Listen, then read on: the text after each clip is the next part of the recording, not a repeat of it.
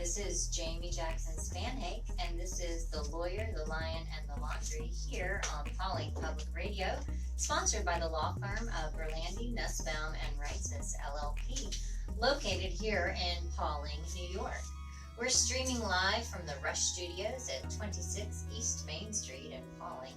You can listen live at TuneIn Radio, pawlingpublicradio.org, and thebeatofthevalley.com.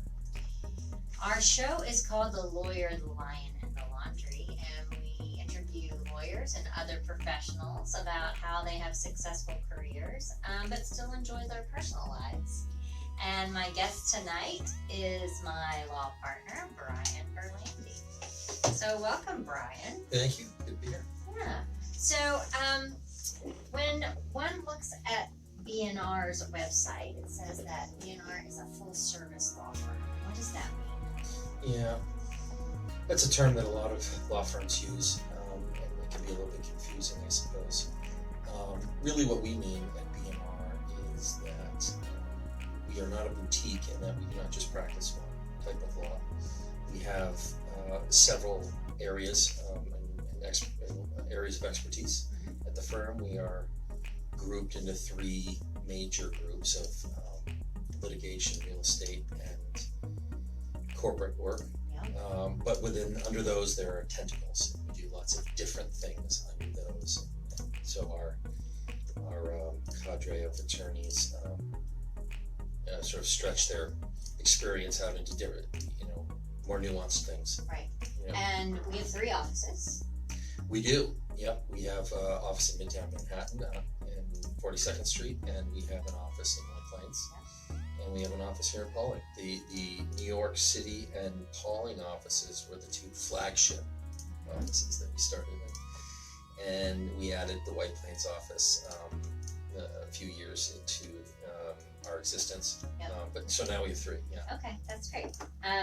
So I have to give you some congratulations in that you were named as a super lawyer for the last 2 years in the New York metro area, and only 5% of lawyers are named super lawyers, so congratulations. Thank you. And you were chosen in the fields of business and corporate law. Yes, I was. So can you tell us a little bit about your areas of practice at BNR? Yeah, so I had our corporate group, and within that do a lot of things. I would say I spend most of my time working on corporate transactional deals, companies buying each other, selling off parts of the companies. And I also do a lot of structured financing work, which means we represent a lot of lenders, whether they're institutional or private lenders who are lending money to people for various things around the country. That's how I would spend a lot of my day, but I also do spend a meaningful amount of time working on licensing and some healthcare issues, and all things being transactional though. So you're never going to see Brian Berlandi really step into a courtroom. That's not the kind of lawyer I am. No, that would be me. That would be yes. Me. Yes, which I did today. I was in the city earlier today. Two different courts in the city today.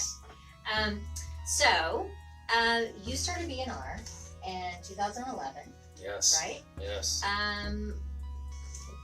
Tell me about that. What prompted you to start your own firm? Yeah, so Josh and Jay and I found ourselves somewhat in similar positions. And so Jay is Jay Nussbaum.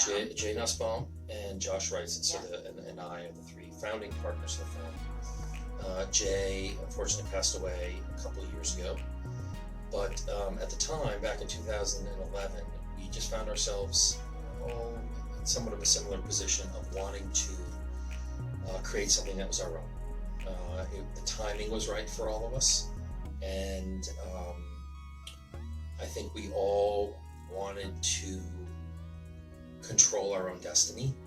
We had all worked for other people for many years, which had been great, and that's where we gained our experience and learned the things we learned from good people that we worked for. But we were all interested and willing to take the risk to start something of our own. And that's what it was. It was a huge risk, just like anybody who starts a business. Right. You know, It's it's scary. endeavor. Yeah, it's scary, but it's exciting. And you know, you start on folding tables and folding chairs and you know, card tables, Right. and you give it a whirl, and it's very motivating, I'll tell you. Yeah. Because you are in charge of, you're responsible for everything that happens or doesn't happen. Yeah, which is great because you can do it your way. Yeah. And it's Yeah. really scary because you're the only one doing It it. is definitely both of those things. Yeah. Yeah. But we got off the ground quickly, and we're running sort of out of the gate, and you know, certainly like anything, a ton of it is just hard work. Yep. And when it's yours, you love it. Yeah. At least I do. Yeah, it doesn't feel so much like work. Right. And Yeah. then a whole bunch of it is just good luck and timing and the generosity of people around us Right. who trusted us to give us work, believed in us, and our families who let us miss all those dinners and weekends to stay at the office and work as hard as we did. Yeah, so yeah, we'll talk about that later in our discussion. So before you started B&R with Jay and Josh, you were at 2 law firms in the city, 2 different firms. Yes. Over the course of your career, Yeah. and then in-house at a couple of corporations. Yep. And then at Daniels and Porco here Yes. in Pawling. Yes. Right? Yes. So how did those experiences really, help you be prepared to start your own firm? You know, I started off in the law in a particular practice area that I don't really do now at all. Much more heavily into litigation and going to court a lot. And all that experience made me such a better transactional attorney. But, not every judge, they were all different, and, not all of them were terrific. But at every single one of them, I learned something I didn't learn at any other. And I carry all that with me all the time, So every you have day. a breadth of experience. I from feel your like different- I do, having worked at litigation firms, real estate private equity firm, healthcare firm, and working at a firm locally here at Daniels and Porco, where I saw my good friend Dave Daniels, who had started his own firm years before, and I had a great example of somebody Yeah. who had done this, and I thought, I think I can do this too. And you learn about how people run their businesses, and you see all the things they do, and you take from that the things that work and you want to emulate, right? Yeah. And so like Dave Daniels was a great example for me of, how to do lots of things. And we even, saw things that don't work, and you learn from that too. And Right. that's the beauty of it. Well, that's great. Well, this is Jamie Jackson Spanhake, and we're going to take a short break. We are speaking with my partner, Brian Berlandi, here on Pawling Public Radio. We'll be back shortly.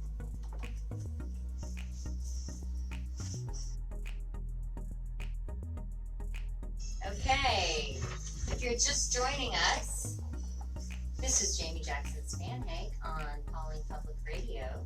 We're streaming live from the Rush Studios at 26 East Main Street in Pawling, New York. You can listen live at TuneIn Radio at pawlingpublicradio.org and thebeatofthevalley.com. This is The Lawyer, the Lion, and the Laundry, sponsored by the law firm of Berlandi, Nussbaum, and Reitzes. And I am here with Brian Berlandi, founding partner of B&R. And we were just discussing his legal career and his experience. And now we're going to talk a little bit about Brian the person instead of Brian the lawyer. So, Brian, where did you grow up? I grew up in Boston. In Boston. Yeah, in several. So my folks moved around quite a bit, but always in the suburbs of Boston. Yes. So what brought you to Pawling? So I, after graduating law school, which I went to in Boston, at Boston College, My first job was in New York City, and we moved to Westchester, and I commuted in, like so many people do. And what brought us up to Dutchess County was really my wife, who's from Dutchess County. She grew up here in Pawling, Katie, and she still has lots of family up here. And we wanted to come back up this way because obviously she had spent her life here, and I had spent many years here, and we just loved it, and we wanted more space, bigger house. It was easier to find here than in Westchester. So did you live? You live in Sherman now? Did you live in Pawling? We moved to Pawling in about 2003 or 2004, and then moved over to Sherman about 8 years ago, something like that. And we live right over the border in Sherman, and Katie and I both work here in Pawling, and it's so close. It's sort of like we feel like we still live in Pawling. Right, and you basically do. But we live in a great town. Yeah. So when you're not practicing law, what do you like to do? I like to, more than anything, spend the time with my wife and my kids. I have daughters who are, one's in college, one's away at boarding school, so the opportunity for much of the year to see them requires getting in the car and driving. Yeah. So there's a bit of, traveling around to see them. But I love that more than anything, and, going to their games. What sports do they play? They were soccer players, my girls, and my son John is a lacrosse player and a soccer player. So that's how you and I met. That's right, we met on the soccer field. Sidelines of the soccer Yes, field. so many good relationships right there, don't they? That's right. That's right. Yeah, he played soccer in Sherman, and so did my daughters. Yeah. So I like to, when I'm not at work, I like to not be at work, and really my spare time is filled up largely with doing things with my family. You also volunteer. I do, yeah. I do volunteer. I'm a big believer in volunteerism. Our motto at college, at Bowdoin College, where I went, was to give back to the common good and for the common good, and that was really instilled in me. And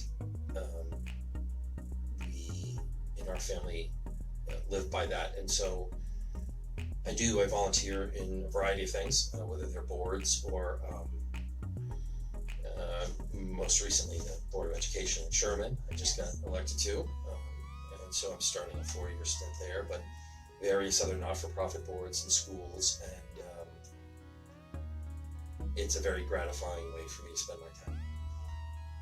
The Sherman Board of Education, I did that as well. It's challenging. I mean, it's gratifying. Yeah. But it's so important that it's challenging as well. Yep, it is. It is both. I'm glad that it's a good group of people over there on the board right now. Smart, motivated people who care a lot. Like a lot of schools, there's big issues to tackle, and people are very, very thoughtful and deliberate about it. And I hope to add what I can to that process. Yeah. And I also know that you are a firefighter for the Pawling Fire Department. Yes, I am. How long have you been? I've been about 15 years. Wow. More or less when we moved to Pawling in 2004. So I've been a member of the Pawling Fire Department since then, and love it.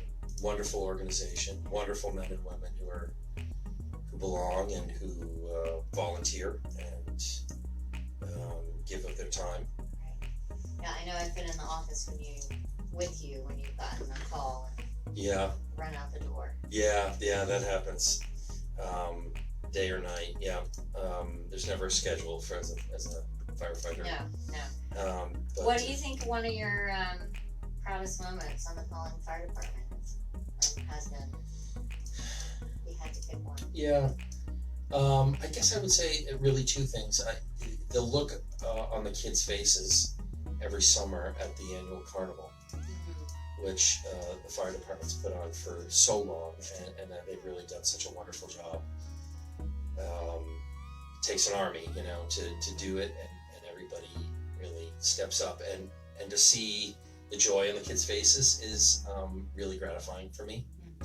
I love that, and to watch a group of men and women at what can be very challenging scenes work together, as we all do in the Pawling Fire Department, makes me very proud.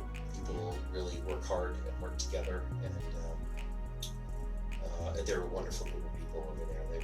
They give so much to the community, and to see them come together at trying times is That's very how, gratifying. right, that's when you can tell the true nature of people, right? When That's they're right. In an emergency situation. Yeah, that's right. That's right. All right, let's take a quick break. This is Jamie Jackson Spanhake for The Lawyer, the Lion, and the Laundry. We'll be back shortly.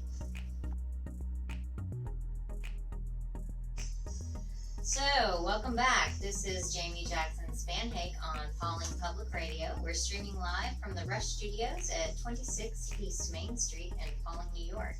You can listen live at TuneIn Radio, at pawlingpublicradio.org, and thebeatofthevalley.com.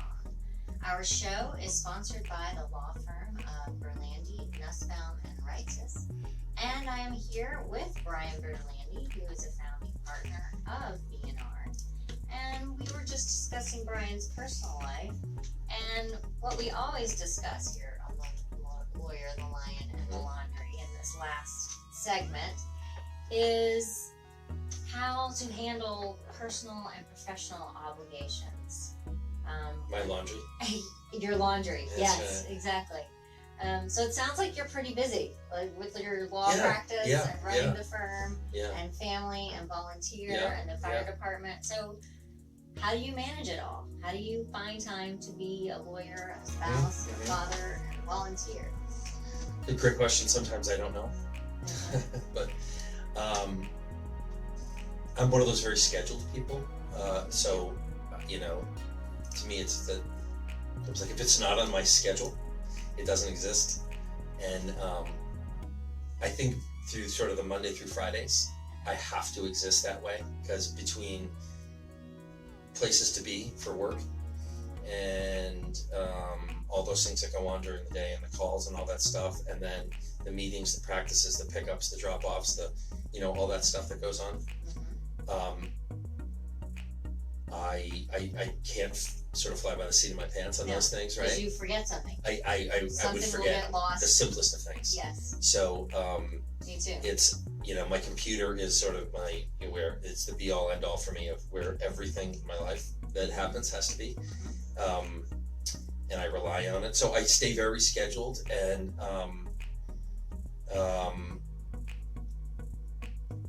I try to use my weekends to I don't know how successful I am all the time, but I try to use my weekends to not work. Right. So that's a very nice segue into the next question. Yeah. Which is, what do you do to sort of keep your mental calm and clarity when you're not working? I know, like, I run and I have a meditation practice and yoga. I know that helps me tremendously. Yeah. How about you? I exercise a lot. Yeah. I'm one of those very early morning exercisers. Oh, you are? Yeah. What time do you wake up? Like 5:45. That's way too I early. know, it is early, but What time do you go to bed? 11. That's not enough sleep. I know, it's not. I know. Katie was saying things. Yeah. I know. She's very diligent about her sleep. Me too. I exercise, and I do it in the mornings, and I try to do some of the weekends. And I like that. That's very helpful for me. I've long wanted to do some yoga. I just find it very hard to fit into my schedule doing that kind of thing during the week. Yeah. Like maybe the weekends would work for me, but then I find my weekends are often more busy than my weeks. Yeah. So it's just one more thing to try to fit in, although Yes. I think it would be a very good thing to do, and people I know rave about it. Right. But I have my wind down time at home, when I get home, after homeworks get done, and, the dog is played with, and Right. you know, Katie and I catch up and stuff. I love to read. I'm a voracious reader. Oh, what do you like to read? Fiction or nonfiction? I like to read nonfiction. Me too. Are you reading something right now? I'm reading a John Grisham book right now.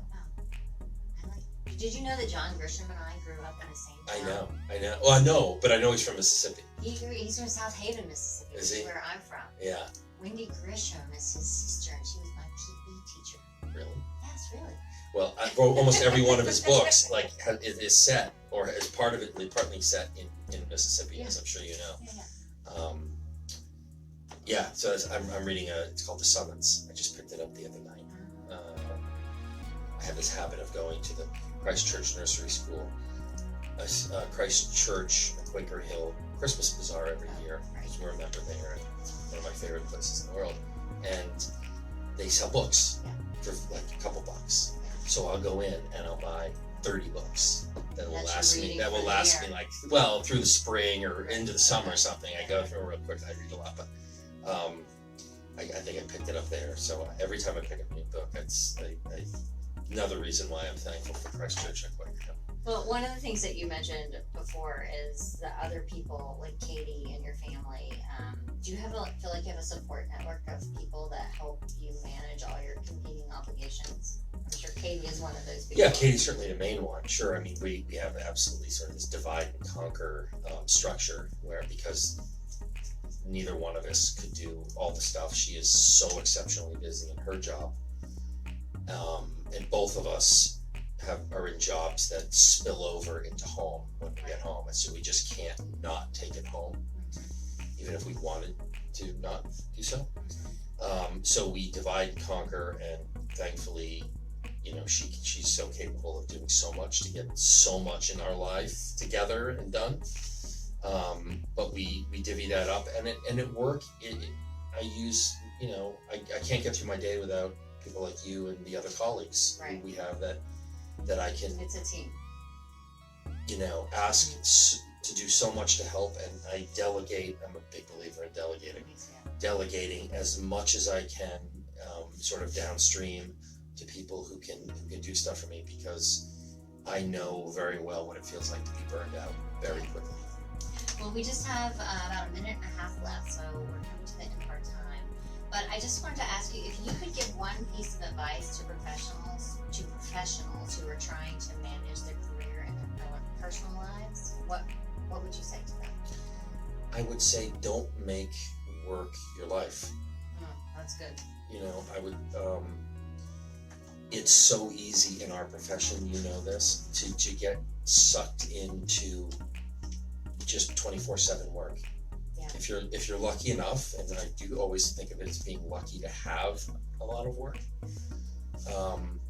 it's so easy to do nothing but that, and that's no good for anybody. Not good for you or anybody around you. No, it's not good for your clients either. And you have to love it. Love your work. If you don't like it, do something else. Agreed. You know. Thank you so much, Brian, for Thank you. joining us. This was fun. Yeah. This is Jamie Jackson Spanhake, and I've been talking with Brian Berlandi of the law firm B&R. You can learn more about B&R at bnrllp.com. And you've been listening to The Lawyer, the Lion, and the Laundry on Pawling Public Radio, sponsored by the law firm of Berlandi, Nussbaum, and Reitzes, located right here in Pawling, New York.